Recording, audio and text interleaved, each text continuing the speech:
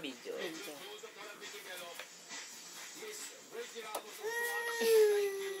Ganda din na resolution. Oh, ganda din.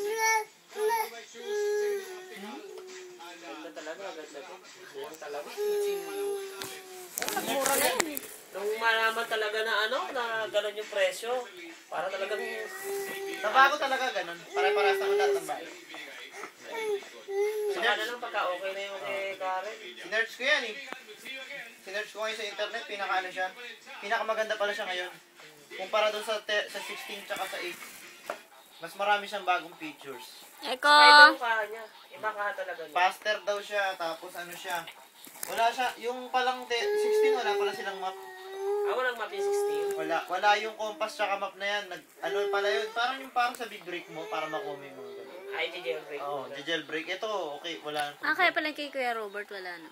Wala bang mapa yun? Mas matindi yun. Kasi tingin ko kay Kuya Robert, hindi 16 gig 8 yun. lang yata 8 yun gig lang yun. Kasi goma yung likod niya. Unang labas ng Pero may iPhone. games, di ba? Yung games kasi, di ba naka-jailbreak siya? Kaya meron. Pangit daw yung jailbreak, nakakasira pala yun.